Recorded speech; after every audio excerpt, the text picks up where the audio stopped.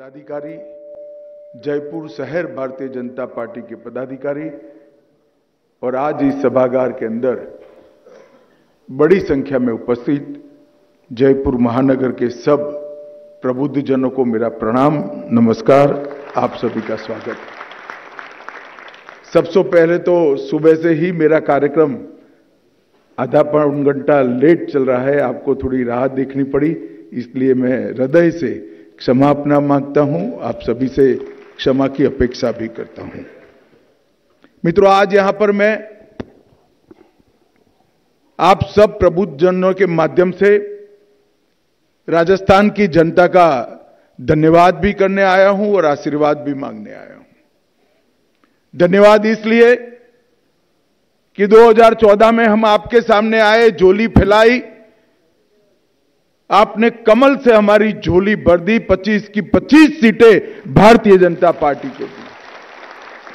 2019 में हम आए, हमने हमारी झोली फैलाई, फिर से एक बार आपने मोदी जी पर भरोसा करा और सभी सीटें दे दी।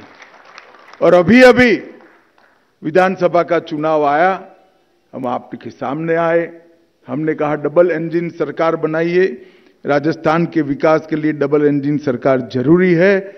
आपने फिर से एक बार मोदी जी को भरोसा किया और भजनलाल जी को मुख्यमंत्री बनाया। और आशीर्वाद इसलिए मांगना है कि 10 साल के अंदर भारत के गौरव को पाताल से आसमान तक पहुंचाने का काम श्री नरेंद्र मोदी जी ने किया। नरेंद्र मोदी जी ने इस देश की जनता के सामने, इस देश के युवाओं के सामने, इस देश की माताओं के सामने, इस देश के किसान और प्रबुद्ध जनों के सामने एक लक्ष्य रखा है कि बहुत पिछड़ गए हम, विकास की रेस में काफी पिछड़ गए, अब समय आ गया है दुनिया में सर्वप्रथम भारत हो इसका, और 2047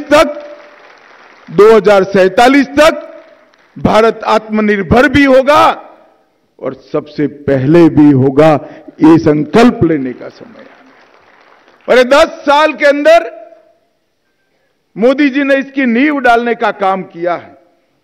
10 साल के अंदर मोदी जी ने देश को बहुत आगे पहुंचाने का काम किया है। ये 10 साल के अंदर कोई स्वप्न भी नहीं कर सकता था, ऐसे असंभव जैसे काम मोदी जी ने समाप्त किए हैं। मित्रों, मैं हमेशा कहता हूं, कोई एक पार्टी की सरकार 25-50 साल रहती है, तब जाकर 2-3 युग परिवर्तनकारी फैसले कर पाती है, कई बार तो यह भी नहीं होते। परंतु मोदी जी ने 10 साल में 50 से ज्यादा युग परिवर्तनकारी फैसले लिए हैं और भारत का सम्मान पूरी दुनिया में बढ़ा है। लोकसभा का चुनाव हमारे सामने है, बड़े बड़े 2 खेमे बने हैं। एक और मोदी जी के नेतृत्व में देशभक्तों की टोली जैसी भारतीय जनता पार्टी, और एक और 7 परिवारवादी पार्टियों का घमंडिया गठबंधन इंडिया अलायंस, ये दोनों के बीच में राजस्थान की जनता ने निर्णय करना है। मैं मोदी जी ने 10 साल के अंदर क्या परिवर्तन किया, देश को कहां से कहां पहुंचाया, बताऊंगा। परंतु सबसे पहले मैं एक बात बताना चाहता हूं कि मोदी जी के नेतृत्व में भारतीय जनता पार्टी का एकमात्र उद्देश्य है, सर्वप्रथम भारत दुनिया में सबसे पहला हो, इसके अलावा कोई उद्देश्य नहीं।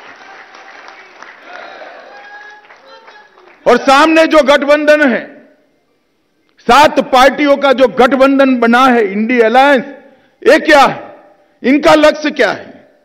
एक और मोदी जी का लक्ष्य है दुनिया में भारत सर्वप्रथम हो, भारत माता विश्व गुरु के स्थान पर विराजित होकर दैदीप्यमान तरीके से दुनिया का मार्गदर्शन। और इनका लक्ष्य क्या है? सोनिया जी का लक्ष्य है राहुल बाबा को प्रधानमंत्री बनाना, लालू जी का लक्ष्य है अपने बेटे को मुख्यमंत्री बनाना, उद्धव जी का लक्ष्य है अपने बेटे को मुख्यमंत्री बनाना, स्टालिन साहब भी अपने बेटों को मुख्यमंत्री बनाने चाहते हैं, मुलायम सिंह मुख्यमंत्री बनाकर गए, संभाल नहीं पाए, फिर से अखिलेश जी मुख्यमंत्री बनना चाहते हैं। ममता जी अपने भतीजे को मुख्यमंत्री। मैं एक बात आज राजस्थान की जनता को पूछने आया हूं, जो लोग अपने बेटे बेटी भतीजों के लिए राजनीति करते हैं वो देश का भला कर सकते हैं क्या? जरा जोर से बोलिए, कर सकते हैं क्या? देश को, गरीब को आगे बढ़ा सकते हैं क्या? देश को सुरक्षित कर सकते हैं क्या? देश के किसान का भला कर सकते हैं क्या? देश के अर्थतंत्र को सुधार सकते हैं क्या? एक केवल और केवल अपने परिवार का भला करने के लिए राजनीति में है, और भारतीय जनता पार्टी केवल और केवल भारत का भला करने के लिए। और ये जो परिवर्तन है, ये दोनों के बीच में विरोधाभास है। इसके बीच में देश की जनता ने, राजस्थान की जनता ने निर्णय करना है। मित्रों, मैं बात करना चाहता हूं देश की सुरक्षा की। मोदी जी ने अपने दृढ़ नेतृत्व से देश को सुरक्षित करने का फैसला किया और इसको जमीन पर उतारा। हम सब ने मनमोहन सिंह का काल देखा था। 10 साल तक पाकिस्तान से हर रोज आलिया मालिया जमालिया घुस जाते थे, बम धमाके करते थे, कोई जवाब देने वाला नहीं। आपने 14 में मोदी जी को प्रधानमंत्री बनाया और प्रधानमंत्री बनने के बाद उन्होंने फिर से एक बार हिमाकत कर दी, पुंछ में हमला किया और पुलवामा में भी हमला किया। 10 ही दिन में सर्जिकल स्ट्राइक और एयर स्ट्राइक कर कर पाकिस्तान के घर में घुसकर दिन में तारे दिखाने का काम। आज पूरी दुनिया में पहले 2 ही देश थे जो अंदर घुसकर जवाब देते थे, अमेरिका और इजराइल। ये 2 देशों की सूची में मेरे और आपके महान देश भारत का नाम जोड़ने का काम, जो अपने जीवन का सर्वश्रेष्ठ काल मां भारती की रक्षा के लिए सीमाओं पर देते थे। वो फौजियों के लिए 40-40 साल से 1 रैंक 1 पेंशन का वादा किया गया था, पूरा नहीं करते थे। इंदिरा गांधी से लेकर राहुल गांधी तक 4 पीढ़ी शासन में आई, मगर वादा पूरा नहीं करते थे। मोदी जी ने 4 साल के अंदर ही वादा पूरा कर दिया और लाखों करोड़ों रुपया मेरे सेना के रिटायर्ड जवान और सर्विस के जवानों के बैंक अकाउंट में पहुंच गया। धारा 370, मैंने कई कांग्रेसी नेताओं को सुना है, चंद्रशेखर जी को भी मैंने मेरे मुंह से सुना है कि अमित भाई क्या बात करते हो, 370 हट ही नहीं सकती, आपका चुनावी नारा है। मैंने चंद्रशेखर जी को उस वक्त भी कहा था, मैंने बोला कोई तो आएगा और वो भाजपा से ही होगा जो धारा 370 को समाप्त कर देगा। 70 साल से देश का एक प्रदेश ऐसा था जहां देश का संविधान नहीं था, अलग संविधान था, अलग झंडा था। एक जमाने में वहां के मुख्यमंत्री को प्रधानमंत्री कहते थे, वहां के राज्यपाल को सदर रियासत राष्ट्रपति कहते थे। श्यामा प्रसाद मुखर्जी ने 1950 में अपनी जान गंवाई 53 में, इसीलिए एक देश में 2 निशान, 2 विधान, 2 प्रधान नहीं होंगे। मगर हम भी मजबूर थे, हमें जनता का आशीर्वाद पूरा नहीं मिला था। जिस दिन देश की जनता ने दूसरी बार पूर्ण बहुमत मोदी जी को दिया, 5 अगस्त 2019 को मोदी जी ने धारा 370 को समाप्त कर दिया। और आज जम्मू कश्मीर के सचिवालय पर तिरंगा शान के साथ लहरा रहा है, कोई सवाल नहीं करता। जिस लाल चौक पर झंडा फहराने के लिए मोदी जी को और मुरली मनोहर जोशी जी को 90 के दशक में सेना की सुरक्षा के साथ जाता था, आज आपके छोटे से बच्चे और पोती को भी भेज दीजिए, आराम से तिरंगा लहरा पाएगा।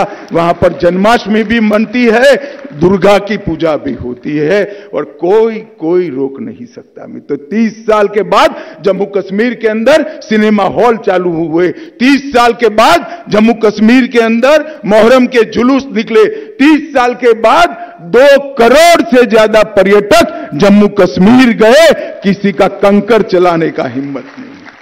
13 संगठनों को प्रतिबंधित कर दिया और सारे टेररिज्म के इकोसिस्टम को समाप्त करने के काम नरेंद्र मोदी जी ने किया। मैं तो आज आपको कहने आया हूं कि मोदी जी ने 370 हटाई है। मोदी जी को 370 देकर देश की जनता आशीर्वाद दे। इस देश में देश के लोकतंत्र को 4 नासुरों ने ग्रसित किया था। परिवारवाद, तुष्टीकरण, भ्रष्टाचार और जातिवाद। ये 4 नासुरों से कलर्ड देश के जनमत और फैसले आते थे। मोदी जी ने 10 साल के अंदर परिवारवाद को समाप्त किया, जातिवाद को समाप्त किया, भ्रष्टाचार को समाप्त किया और जातिवाद को भी समाप्त करने का काम नरेंद्र मोदी जी ने। और ये चारों नासुरों को हटाकर पॉलिटिक्स ऑफ परफॉर्मेंस को एस्टैब्लिश किया। जो देश के लिए काम करेगा वो ही देश में राज करेगा। इस सूत्र को उन्होंने प्रस्तापित करने का काम किया। जातिवाद, तुष्टीकरण, परिवारवाद और भ्रष्टाचार के पैसों से चुनाव लड़ने वाले आज मजबूर हो गए हैं। अकेले मोदी जी को हरा नहीं सकते। ऐसे मंच पर मनमेल न होने के बावजूद लाइन में बैठकर इंडी अलायंस का नाम देकर फोटो अपॉर्चुनिटी कर रहे हैं। मगर मनमेल नहीं है, ना सिद्धांत है, ना नियत है, ना नेता है। कोई नेता तय नहीं कर सकता, कोई बनने के लिए भी तैयार नहीं है, क्योंकि परिणाम निश्चित है। देश की जनता ने तय कर लिया है। 400 पार का फैसला देश की जनता ने किया। इन लोगों के नेतृत्व में देश की विरासत को भुलाने का बहुत बड़ा प्रयास हुआ। मोदी जी ने लाल किले की प्राचीर से कहा कि हम देश की जनता एक फैसला करे कि गुलामी की सारी निशानियों को इस देश से उखाड़ कर फेंकेंगे। इस देश की जनता ने एक सामूहिक इंफीरियरिटी कॉम्प्लेक्स, हीन भाव से ग्रसित होने की जरूरत नहीं है। भारत सब कुछ कर सकता है। भारत गौरव के साथ दुनिया में आगे बढ़ सकता है। और हर कदम पर कांग्रेस ने विरोध किया। हमने राजपथ, जो पंचम जॉर्ज के आने पर जिसका नाम रखा गया था, किंग जॉर्ज, पंचम जॉर्ज के आने पर राजपथ का नाम बदलकर, क्योंकि हम डेमोक्रेसी में है, नागरिकों के कर्तव्य से ही देश का भला हो सकता है, उसका नाम कर्तव्य पथ रखा। उन्होंने रोकने का काम किया। हमने पुरानी संसद की जगह नवी संसद बनाने का काम किया। एक भव्य संसद के अंदर 21वीं सदी भारत का लोकतंत्र का मंदिर बनाने का काम किया। कांग्रेस ने इसका भी बहिष्कार किया। हमने तय किया कि सोमनाथ के मंदिर को सोने का बनाएंगे, इसका भी उन्होंने विरोध किया। हमने केदार धाम और बद्री धाम को पुनर्जीवित किया, इसका भी विरोध किया। हमने महाकाल लोक बनाया, इस पर भी आरोप किया। हमने पवित्र सेंगोल को भारतीय संस्कृति के प्रतीक, न्याय दंड के प्रतीक पवित्र सेंगोल को लोकसभा में प्रस्तापित किया, इसका भी विरोध किया। और जब हम रामलल्ला का मंदिर बनाने गए तो कांग्रेस ने उसका भी बहिष्कार कर दिया। भाई और बहनों, 550 साल से करीब करीब राम भगवान रामलल्ला अपमानित अवस्था में जीते थे। आजादी के 75 साल हो गए। टेंट में बैठे हुए रामलल्ला हजारों करोड़ों लोगों के दिल में एक टीस होती थी। करोड़ों राम भक्त सिसकियां लेते थे। और एक दिन अदालत का फैसला आया, शांतिपूर्ण तरीके से मोदी जी ने इसका भूमि पूजन किया और 22 जनवरी 2024 को मनोहरी रामलल्ला के स्वरूप में प्राण भूलकर प्राण प्रतिष्ठा करने का काम भी मोदी जी ने। और दक्षिण से लेकर उत्तर तक और पूरब से लेकर पश्चिम तक और दुनिया भर में करोड़ों आस्थावान सम्मान के साथ ये दृश्य देखकर आंख में आंसुओं के साथ भाव विभोर होते हुए मैंने भी देखा है। मित्रों, करोड़ों लोगों ने जिसके लिए हमेशा संकल्प लिया, लाखों लोगों ने बलिदान दिया, वो 525 साल की लड़ाई का अंत नरेंद्र मोदी जी के शासन में हुआ और देश को पुनः। इनको ये मंदिर पत्थर से बना हुआ प्रभु श्री राम का मंदिर लगता है। मैं ऐसा कहता हूं कि आजाद तो देश 75 साल पहले हुआ था। देश के अंदर प्राण पुरने का काम नरेंद्र मोदी जी ने अब किया है। ये देश भारतीय परंपराओं से चलना चाहिए, भारत की संस्कृति के आधार पर चलना चाहिए। ये देश भारत के स्व के आधार पर चलना चाहिए। हमारी भाषाओं का सम्मान करते हैं तो विरोध करते हैं, हमारी संस्कृति का सम्मान करते हैं तो विरोध करते हैं, हमारी परंपराओं का सम्मान कर कर सेंगोल को प्रस्तापित करते हैं तो विरोध करते हैं। उनका काम ही यही है। और सबको आश्चर्य होता है ऐसा क्यों करते हैं। मुझे नहीं होता है, क्योंकि जिनके मूल ही इटली में हो वो इस देश के परंपराओं का सम्मान नहीं कर सकता। अपेक्षा रखनी ही ठीक नहीं है। मित्रों, ढेर सारे ऐसे काम करें। सीए लाकर पाकिस्तान और बांग्लादेश से जो अनेक हिंदू शरणार्थी आए थे, बौद्ध शरणार्थी आए थे, जैन शरणार्थी आए थे, उनको नागरिकता देने का काम भी नरेंद्र मोदी जी ने किया। वर्षों से इस देश में ट्रिपल तलाक होने के कारण मुस्लिम माताओं बहनों के साथ अन्याय होता था। ट्रिपल तलाक की अन्यायी कानून को भी समाप्त करने का काम नरेंद्र मोदी जी ने किया। सरदार पटेल, मौलाना आजाद और जवाहरलाल नेहरू, राजेंद्र प्रसाद, ये सभी कहकर गए थे इस देश में समान नागरिक कानून होना चाहिए, यूसीसी होना चाहिए। यूसीसी नहीं लाते थे क्योंकि मत बैंक की चिंता थी। उत्तराखंड सरकार ने देश में पहला राज्य बना भाजपा का जो यूसीसी लेकर आया, कॉमन सिविल कोड के लेकर आया। मित्रों, कई सारे ऐतिहासिक काम मोदी जी ने किए। हमारे यहां 3 बड़े हॉटस्पॉट हुआ करते थे, कश्मीर, वामपंथी उग्रवादी क्षेत्र और नॉर्थ ईस्ट। ये तीनों हॉटस्पॉट आतंकवाद और उग्रवाद के प्रति जीरो टॉलरेंस की नीति के कारण आज बहुत अच्छी स्थिति है। मैं 2004 से 14 में हिंसक घटनाएं 33,000 हुई थी, अब सिर्फ 8,000 हुई है। और नागरिकों की मृत्यु 11,000 हुई थी, अब 2,600 हुई है। पूरे तीनों क्षेत्रों के अंदर शांति करने का काम नरेंद्र मोदी जी के नेतृत्व में हुआ। मित्रों, कोरोना आया तब मैं देश का गृह मंत्री था, आज भी हूं। उस वक्त पूरा दुनिया चिंता करता था कि भारत का क्या होगा। हम सब जानते हैं हमारी हेल्थ इंफ्रास्ट्रक्चर इतना अच्छा नहीं था कि हम इस संकट का सामना कर पाए। वो अपने देश की चिंता नहीं करते थे, हमारी करते थे, हमारे प्रति अच्छे भाव से ही करते थे। परंतु जब कोरोना समाप्त हुआ तब स्थिति उल्टी हो गई। उनके यहां स्थिति नहीं संभली, हमारे यहां 130 करोड़ लोगों को 2-2 टीका टेक्नोलॉजी का उपयोग कर कर समय।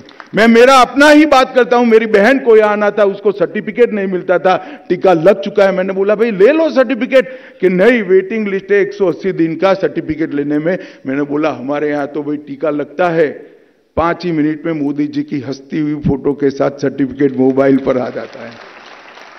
130 करोड़ के देश में कहीं लाइन नहीं, कहीं धक्का मुक्की नहीं, कुछ नहीं। मोदी जी ने कॉफी भी पिलाया और टीका भी लगा दिया, और इसमें भी इन्होंने विघ्न कर। राहुल बाबा ने कहा टीका मत लगाइए, ये तो मोदी टीका है। जनता उनकी सुनती नहीं, हम सबको मालूम नहीं, सबने टीके लगाए। फिर रात को अंधेरे में जाकर एक बार वो खुद भी टीका लगाकर आ गए। अरे शर्म करो, शर्म करो। कोरोना जैसी स्थिति में भी आप देश में एक मत नहीं रख सकते हो। किस प्रकार का राजनीतिक दल हो। मित्रों, कोरोना के खिलाफ हम लड़ाई जीते, इसका कारण कई लोग मुझे पूछते हैं। कई लोग कहते हैं कि वैज्ञानिकों के कारण जीते, डॉक्टरों के कारण जीते, पुलिस ने अच्छा व्यवस्था करी, जनता सेल्फ डिसिप्लिन थी, ब्ला ब्ला ब्ला, कितने ही कारण कहते हैं। मैं सब हमेशा कहता हूं कोरोना के खिलाफ भारत विश्व में सबसे अच्छा प्रदर्शन कर पाया। इसका एकमात्र कारण है कि पूरी दुनिया में कोरोना के खिलाफ सरकारें लड़ी, यहां कोरोना के खिलाफ सरकार के साथ साथ 130 करोड़ की जनता ने भी लड़ाई लड़ी। लाल बहादुर शास्त्री के बाद मैंने ऐसा पहला प्रधानमंत्री देखा जिसके एक कॉल पर कल हम जनता कर्फ्यू करेंगे, कोई घर से बाहर नहीं निकलेगा और पूरे देश के अंदर सब लोग घर के अंदर रहे, कोई सरकारी ऑर्डर नहीं था और मोदी जी का सम्मान किया। थाली बजाना कहा, थाली बजाई, दिया जलाना कहा, दिया जलाया और इससे सामूहिक लड़ाई का मन पैदा कर कोरोना के खिलाफ सेल्फ डिसिप्लिन जनता की लड़ाई की नेतृत्व नरेंद्र मोदी जी ने करा। ये कहते रहे कि थाली बजाने से कोरोना भागेगा, दिया जलाने से कोरोना भागेगा। वामपंथी विचारधारा और उसके प्रभावित ग्रसित सभी राजनीतिक दल बोलते रहे। मोदी जी ने सिद्ध कर दिया कि जनता की ताकत को ऐसे नुस्खों से ही, ऐसे परंपराओं से ही साथ में लिया जा सकता है और सरकार की लड़ाई को जनता की लड़ाई बनाकर ही इस पर विजय प्राप्त कर। इतना ही नहीं, सबसे पहले कोरोना का टीका बनाने वाले देशों में हमारा देश रहा और हमने 100 से ज्यादा देशों में कोरोना के टीके भेजकर एक विश्व मित्र की भूमिका निभाई। मुझे बरोबर याद है, पहले टीके आते थे तो भारत में आते आते और लगते लगते 40-40 साल हो जाते थे, 40-40 साल। इस बार टीका भी यहां सबसे पहले बना और टीका यहां सबसे पहले लगा और दुनिया के 100 देशों में टीका पहुंचाने का काम भारतीय जनता पार्टी ने किया। मित्रों, एक ऐसा नेता है जिसका कोई परिवार ही नहीं। इस देश के 130 करोड़ लोग नरेंद्र मोदी का परिवार है, इसको किसी के लिए कुछ नहीं करना है। और ये सब परिवार वाली पार्टियां, मैं एक एक नेता का आपको गिन कर बता देता हूं, आप समझ भी जाओगे मेरे बोलते ही। एक साल में 3 महीना विदेश में छुट्टी मनाते हैं, बोलिए, और भारत का भला करते हैं। अरे यार छोड़ो, नाम सब जानते हैं, जानते हो तो ताली बजा दो भाई सब लोग एक बार। एक और, एक साल में 3 महीना छुट्टी मनाने वाला नेतृत्व है, विदेश में छुट्टी मनाने वाला नेतृत्व है। दूसरी ओर 23 साल तक एक भी दिन छुट्टी न मनाने वाला कर्मयोगी नरेंद्र मोदी। समग्र भारत के सामने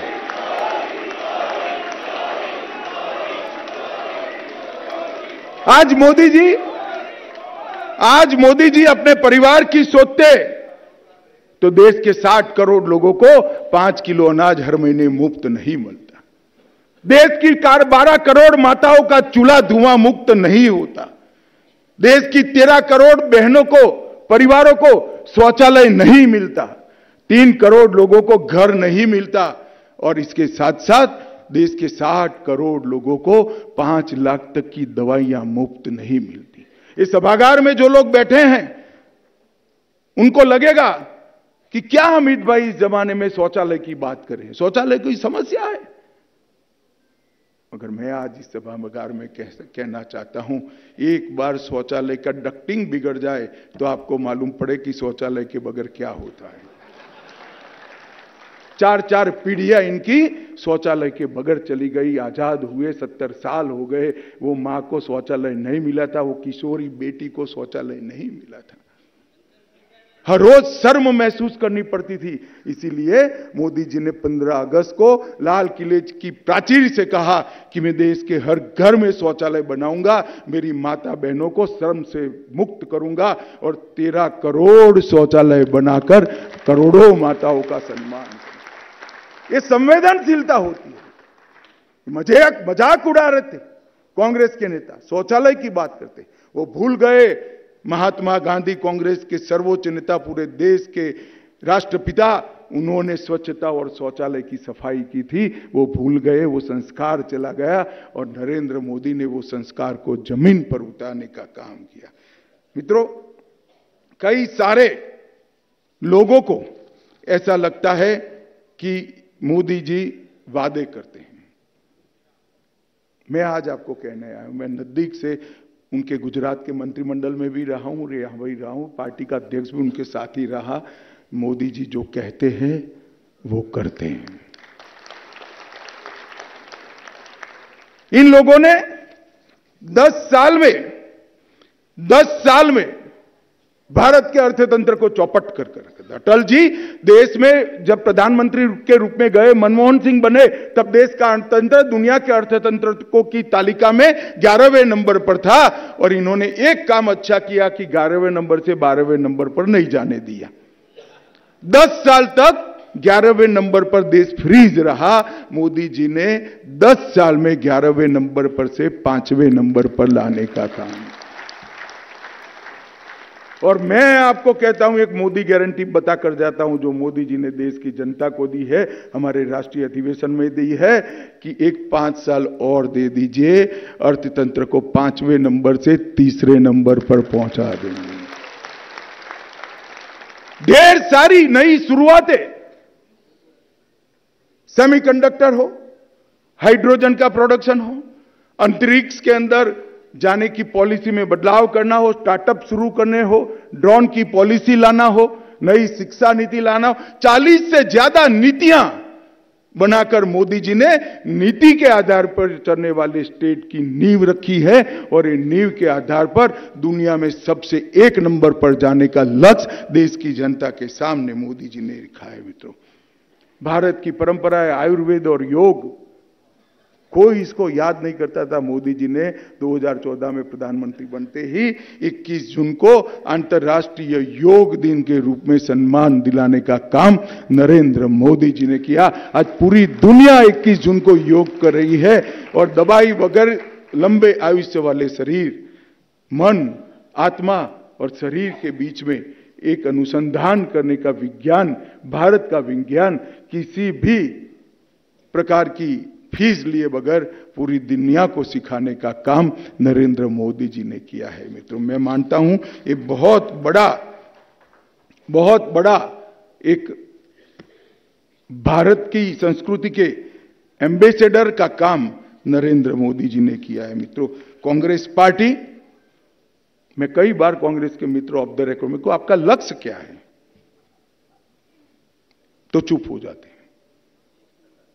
मैं बोल रहा हूं आप विरोध तो कर रहे हो मगर क्यों कर रहे हो तो चुप हो जाते हैं।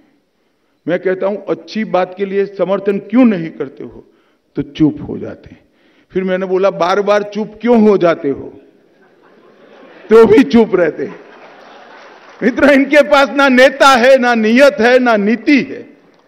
नेता भी नहीं है, नीति भी नहीं है और नियत भी नहीं है। ये लोग देश का भविष्य नहीं बदल सकते। ये लोग देश को नहीं बदल सकते। और जब मैं बात करता हूं राजस्थान की, तो मोदी जी ने राजस्थान में गहलोत सरकार होने के बावजूद भी आजादी के बाद सबसे ज्यादा राजस्थान के विकास के लिए कोई एक 10 साल में काम हुआ है तो नरेंद्र मोदी के शासन में, बीजेपी के शासन में। मैं आज सार्वजनिक कार्यक्रम है, श्री गहलोत को आंकड़े कहकर जाता हूं। गहलोत साहब, हिम्मत हो तो इसका जवाब देना प्रेस कर 2004 से 14 यूपीए की सरकार थी, सोनिया मनमोहन की सरकार थी। डिवोल्यूशन फंड और ग्रांट इन एड में आपने राजस्थान को 1,61,00,000 रुपया दिया था। जरा जोर से बोलो कितना। मोदी जी ने 14 से 23, 9 साल के अंदर 10वां साल बाकी है, आपके 1,61,00,000 के सामने, 1,61,000 करोड़ दिया था और आपके 1,61,000 करोड़ के सामने 6,24,000 करोड़ रुपया की सीधी ग्रांट देने का। इसके साथ साथ 70,000 किलोमीटर से लंबी शहरी और ग्रामीण और नेशनल हाईवे की सड़कें बनाई। इसके साथ साथ 6,000 करोड़ का कोटा में ग्रीनफील्ड हवाई अड्डा मंजूर किया। उड़ान योजना में बीकानेर, जैसलमेर और किशनगढ़ के हवाई अड्डे शुरू किए। लगभग 500 करोड़ से जयपुर का नया हवाई अड्डा बनने जा रहा है और लगभग 35 लाख यात्री हर साल जयपुर आए, इस प्रकार का प्लानिंग किया है। 57,000 करोड़ रुपया केवल और केवल रेलवे के लिए आवंटित किए। 10 नए रेलवे स्टेशन करे और विश्व स्तरीय 10 नए रेलवे स्टेशन जयपुर में बनाने का काम भारतीय जनता पार्टी की सरकार ने किया। 1100 करोड़ रुपया जयपुर की मेट्रो के लिए दिया और राजस्थान की पहली वंदे भारत ट्रेन अजमेर से दिल्ली कैंट तक चालू करने का काम नरेंद्र मोदी जी ने किया। और इसके साथ साथ 9000 करोड़ रुपया स्मार्ट सिटी के लिए दिया, 4500 करोड़ रुपया महसाणा भटिंडा गैस लाइन के लिए दिया, लगभग 2000 करोड़ रुपया पेयजल आपूर्ति के लिए दिया। ये सारा 6,46,000 करोड़ से अलावे है। और गहलोत साहब हिम्मत है तो आपका हिसाब लेकर आ जाइए। ये विकास नहीं कर सकते। ये ईस्टर्न इरिगेशन योजना आपकी कब की समाप्त हुई? भजन तो हमारे भजनलाल अभी अभी मुख्यमंत्री बने हैं, 5 साल से सहलाते रहे। इसने एक ही महीने में इसको समाप्त कर राजस्थान के 13 जिलों के पीने के पानी की समस्या समाप्त, क्योंकि ये काम करने वालों की सरकार है, काम करने वालों की पार्टी है, देश के लिए सोचने वाली पार्टी है, देश के लिए मरने वाले कार्यकर्ताओं से बनी हुई पार्टी है। और मैं आज राजस्थान के जनता को आपके माध्यम से कहकर जाता हूं मित्रों कि इस बार निश्चित 400 पार होना है। मैंने अभी सुबह सुबह, ताली मत बजाओ, सुबह सुबह मैंने कार्यकर्ताओं को कहा कि रिकॉर्ड बनाना बड़ा सरल होता है। 2 बार आपने रिकॉर्ड बना दिया, 25 की 25 दे दी। रिकॉर्ड को टिकाना बड़ी दिक्कत होती है, इस बार भी 25 देना है। देंगे क्या? जरा जोर से बोलिए, देंगे? मोदी जी के नेतृत्व में 400 पार करेंगे। भाजपा 370 पार करेगी। मोदी जी तीसरी बार प्रधानमंत्री बनेंगे।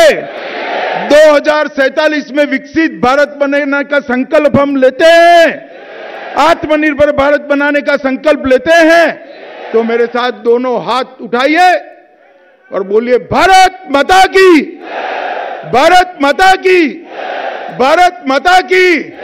बोले जय श्री राम, जय जय श्री राम।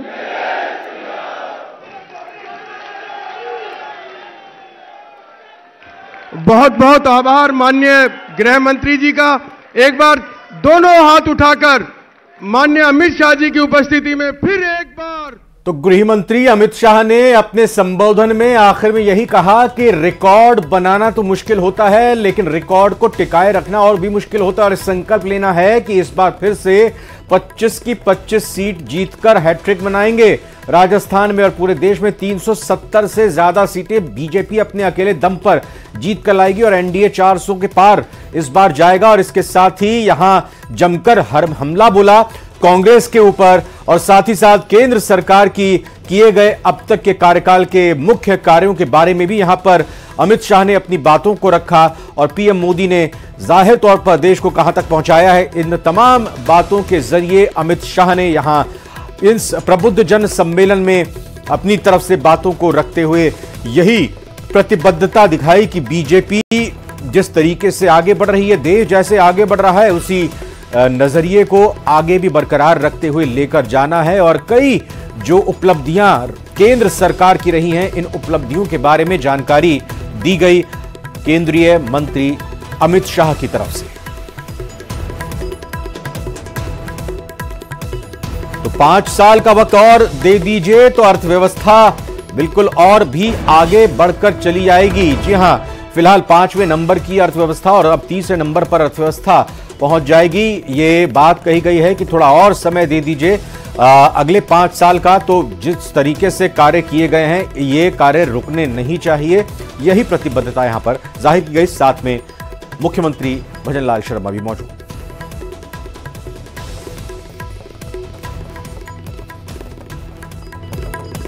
और फिलहाल एक छोटे से ब्रेक का वक्त हुआ है, लौट कर आते हैं तुरंत।